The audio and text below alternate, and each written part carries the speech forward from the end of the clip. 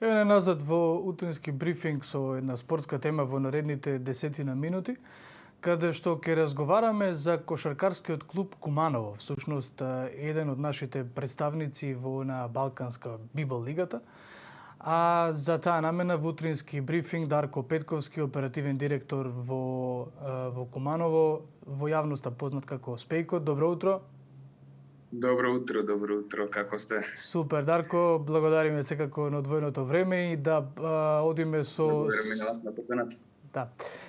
Куманово е всушност тим кој што кога би се погледнале вестите од кошарката е, како се вика, жешка тема, хот топик е во спортот, затоа што нанижа неколку победи поред, при тоа помина неколку добри екипи во Библ лигата и сега она што следува е февруари, крајот на февруари некаде, надпревар во Израел, па враќање дома, па надпревар во Бугарија.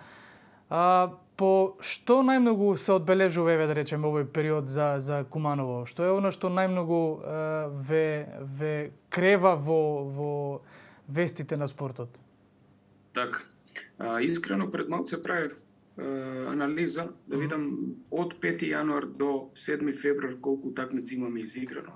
Вкупно имаме 10 утакмици изиграно, што на пример некои екипи од македонското првенство уште немаат изиграно 10 за целата сезона. Така да имавме баш тежок јануар. Тежок јануар се боревме лавовски и го издржавме овој период и на крај се исплатеше све. Со тоа што обезбедивме учество во втората фаза од Библ лигата, како што знаете. Втората фаза почнува 23 февруари, ако не се лажам. Така 23 утакмицата во Израел. Сега веќе почнаа подготовките за патување, исто така и подготовките за доаѓање на гостинските екипи.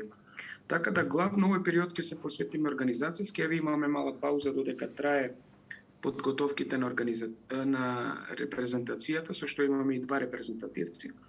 Така да убави вести од Куманово.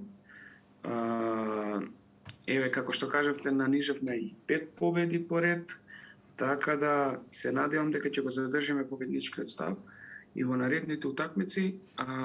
Она што следува е Библ втората фаза и се надевам за останати утакмици кои би можеле да ги изиграме после тоа. Така. Колку се знае за противниците против кои што ќе настапувате во Израел и во Бугарија? Вака.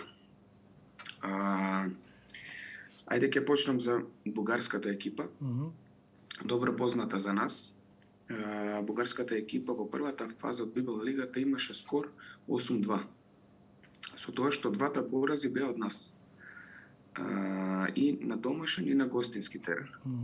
Дефинитивно Пловдив ви одговараат како противници изгледа. Така, не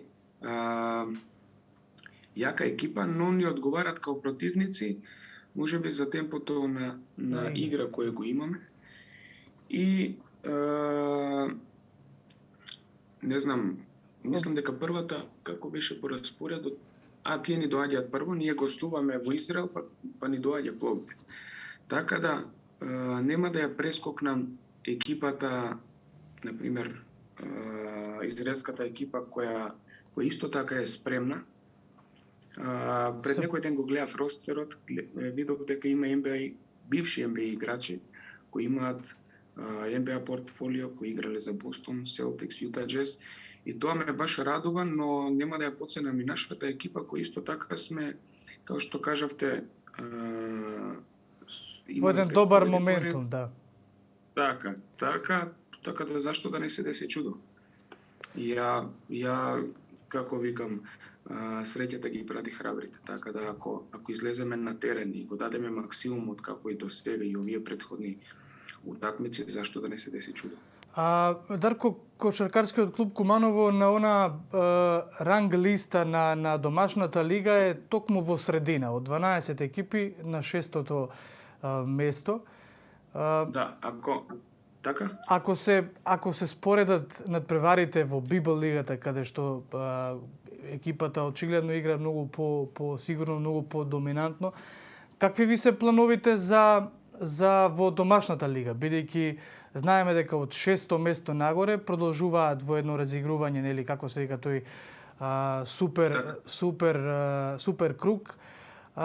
Каде се амбициите на Куманово? Земете предвид, ние сме на 6-то место, но земете предвид дека сме ние екипа во првите 6 која има најмалку одиграни надпревари, така. Така. Значи тоа не е меродавно, моменталната состојба на табелата. Она што не очекува, тоа се тешки утакмици, веќе следната домашна утакмица е против Гостивар.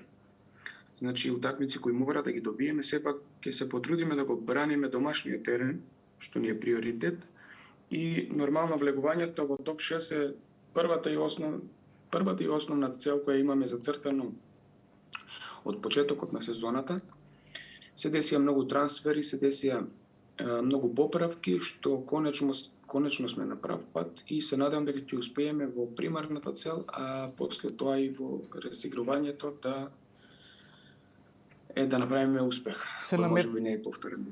Се наметнува некаков шампионски менталитет во тимот? Имате амбиции за тоа прво место? Вака, не би изборел сега за тоа. Значи, буквално имаме тешки утакмици пред нас кои мора да ги добиеме. Јасно. За да ете после размислуваме и на тоа. Чекор по чекор, мислам дека се ќе биде во најдобар ред. Како ни тргна новата година, така се надевам ќе заврши.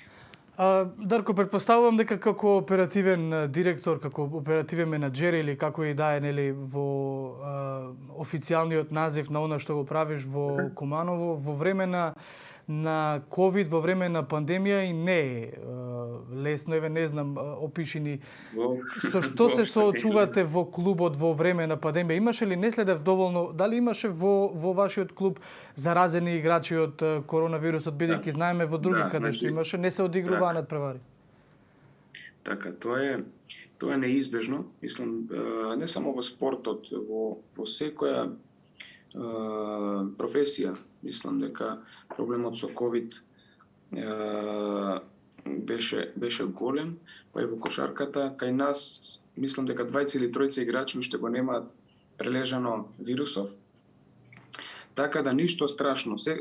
Проблемот што финансиски е многу тешко да се издржи. Секој сомнителен случај мора сите играчи да прават тестови.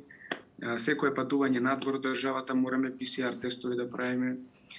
Така да напорно е, но секој што игра кошарка или спортски работник кој работи за некој клуб е спортски ентузијаст и нормално дека мора да се продолжи да се работи во овие тешки услови каде што можеби кошаркарскиот надпревар го изгуби својот драж, бидејќи или како што знаете, немаме забрането и присуството, така да се трудиме... На публика исто така?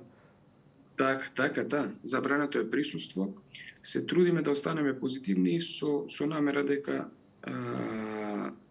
за брзо време ќе се врати и публиката и ќе се врати све во нормално. А се разговарали кога сте на состаноци, вие од клубовите се разговарали да се врати можеби публиката во еден лимитиран број или тоа е се уште надвор од идеите? Колку што имам информација, мислам, ја пратам светската кошарка, приметив дека НБА конечно ќе врати еден дел од навивачите. Па се надевам дека и кај нас ќе биде исто, но се тоа зависно од насоките кои ги дава надлежните кај нас. Значи не можеме да правиме нешто на своја одговорност, бидејќи се трудиме да се заштитиме нас и тие околу нас, па се надевам во иднина, искрено, се надевам во иднина ќе можеме да барем дел од публиката да ја вратиме, а со почеток на новата сезона и комплетно. Така. Добро, само за крај, кој е фаворит во домашната лига? Изразит фаворит за таа титула? Не би кажал никој друг, би го навел нашиот клуб као фаворит. Стварно никога не гледам конкуренција, секоја утакмица се трудиме да се надминеме самите себе си. Ако се надминеме самите себе си, имаме шанса против секој. Така да искрено се надевам дека ќе издржиме до крај, ќе го дадеме максимумот и дека овие 5 победи ќе бидат само 5 победи поред, ќе бидат само загревање за понатаму. Така. Дарко Петковски, оперативен директор во Кошаркарскиот клуб Куманово, благодариме на одвоеното време. Секако ќе ги следиме резултатите и во Библ лигата и во домашното првенство и веројатно повторно ќе имаме простор во брифинг за уште еден вака разговор, нели? Така, ви благодариме на вас и поздрав до гледачите. Така. Нам ни следува, ако не се лажам, музичка пауза. Така е, Чаловски, јас со уживање секојаш ги следам овие спортски разговори, толку пуштаат бидејќи се во овие, како да кажем, дневно-утрински брифингашки теми во кои мора да влезе, во кои има политика, во кои има конфронтации и така натаму. Не знам ја ништо за кошарката македонска, но гледам дека добро се трудат луѓето и фали публика, како и да сите. Да, мислам дека во моментов кошарката е на толку добро ниво, бидејќи нема изразит фаворит кој што како на времето, нели, МЗТ или Работнички сега си играат повеќе клубови. Тоа се гледа и би било многу интересно да има публика затоа што и во Тафталиџе има клуб кој што е интересен во Куманово и слично. Локални навивачи и сето тоа.